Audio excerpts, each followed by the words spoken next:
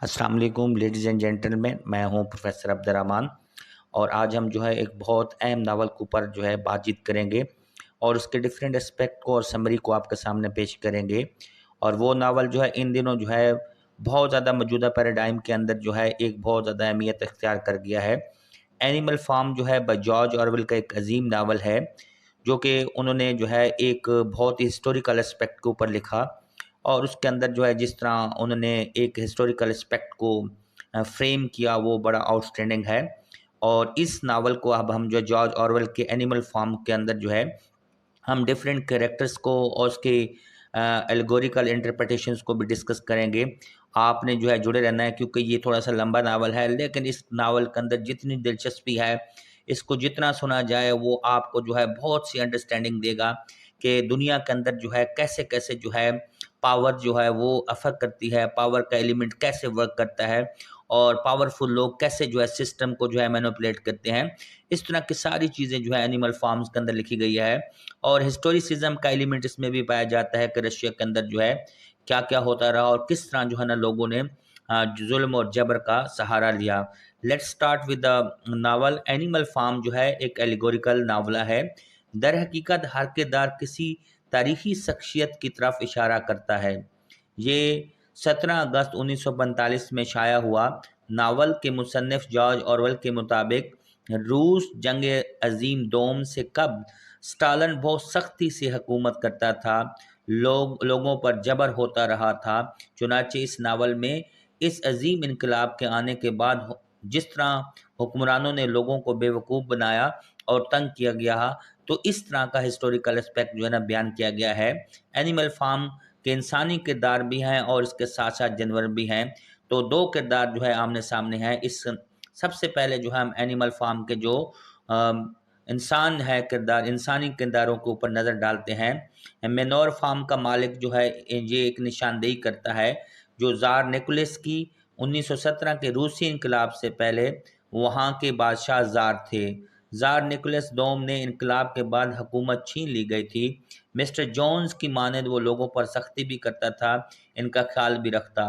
वो सुस्त और काहिल भी था और जालिम भी। चुनाचा जुल्म, गुर्बत और खुराक की कमी की वजह से रूसी अवाम उसके खिलाफ हो गए थे और मगरबी ममालिक के मुकाबले में गरीब था। मिस्टर अब जो है ना ये पहला करेक्टर जो है मिनोर फार्म का जो मालिक है मिस्टर जॉन जो है उसके किरदार को हमने देखा। अब जो है दूसरा जो है मिसेस जॉन जो है ज़ार की मलका है, अलेक्जेंड्रिया जिसका नाम है।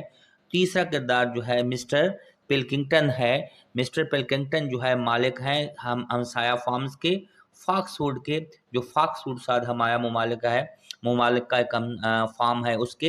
इन्हें इंग्लैंड का लीडर तस्वर करें, यानी आप इसको जो है एल्गोरिकल इंटरप्रिटेशन में ये इंग्लैंड का एक लीडर है। आगे मिस्टर फेडरिक है, मालिक है नज़दीकी फार्म एक है पिन चिफील्ड जो है पिंचफील्ड, जिसके फाशिस्ट जर्मन हिटलर इन्हें जर्मनी का लीडर तस्वर करते हैं। इंतहाई जालिम और मतलबी इंसान, जानवरों पर जुल्म करके खुशी महसूस करने वाला है। आगे देखते हैं मिस्टर वेम्पर, देखते हैं एक वकील। एनिमल फार्म फार्म के जानवर इसके ज़रिए बाहर की दुनिया से ताल्लुक़ कायम करते हैं, यानी एक वकील का काम सर अंजाम देता है। ये सरमायादारों की तरफ इशारा करता है जो रूस से तजारत करके फ़ायदा उठाते रहे हैं।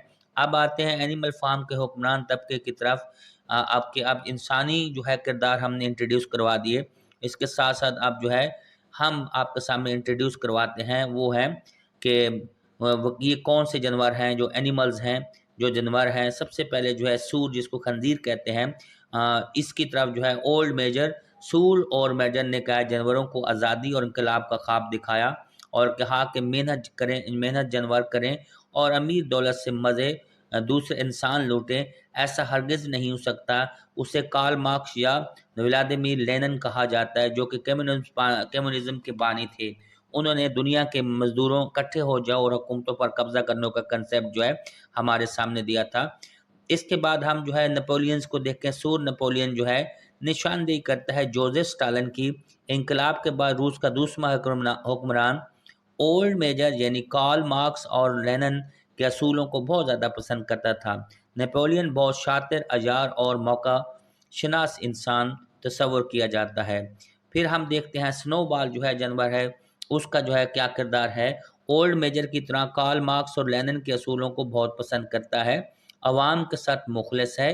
रूस में इब्तदाई से स्टालिन और ट्रस्ट के में इक़्तिदार की जंग शुरू हो गई थी, मगर स्टालिन बहुत अयार और हुकूमत की करने के तरीके जानने की वजह से सूर नपोलियन की तरह इक़्तिदार पर काबिज़ हुआ।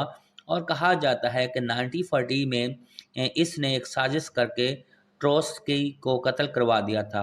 अब हम एक और देखते हैं, सेकुलर्स जो है, स्केलर का जो है हम करेक्टर देखते हैं।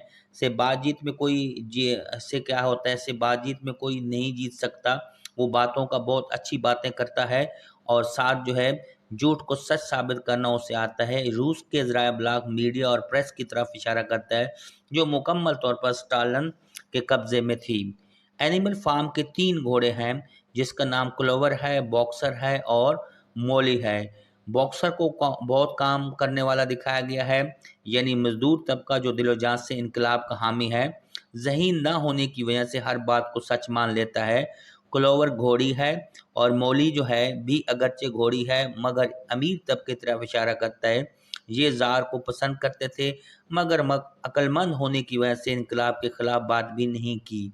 मौली ने मौका मिलने पर फार्म से फरार होकर दूसरे फार्म में पनाह ले ली। एनिमल फार्म के कुत्ते अब हैं, उनको हम डिस्कस करते हैं जो कि हैवानी किरदारों में से हैं।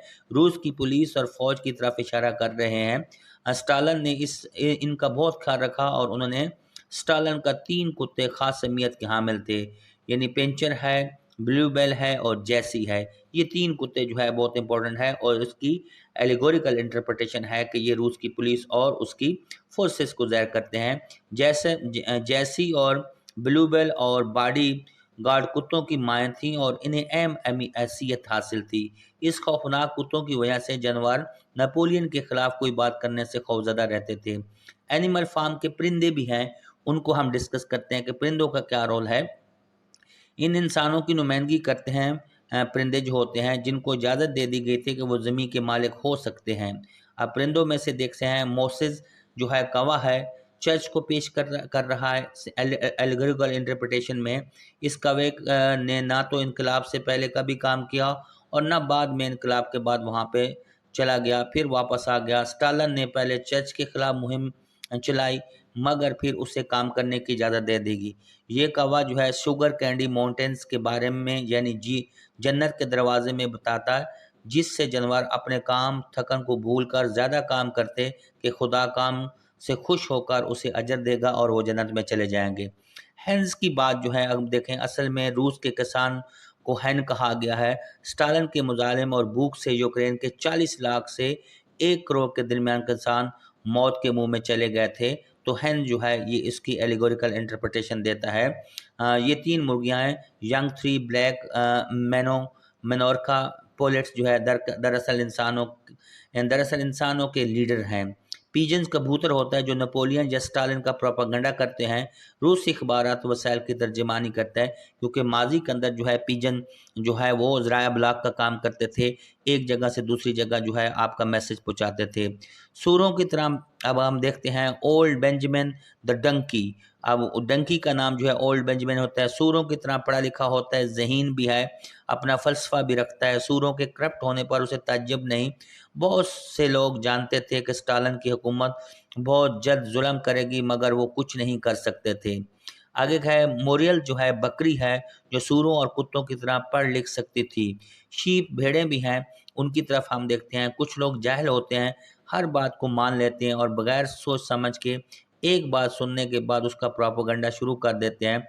भेड़ों का काम भी हर एहतजाज के दौरान 4 leg good 2 legs bad, 4 leg good 2 leg bad के नारे लगाता था। ये जो है हमारे एनिमल फार्म के जो है किरदार थे जो आपके सामने पेश किए। तो अब अगली किस्त के अंदर जो है हम जो है अगले पार्ट के अंदर बाकायदा जो है इस नावल को शुरू करेंगे क्योंकि ये बहुत लंबा नावल है और हम स्टेप बाय स्टेप इसको चलेंगे ताकि आपको ज़्यादा से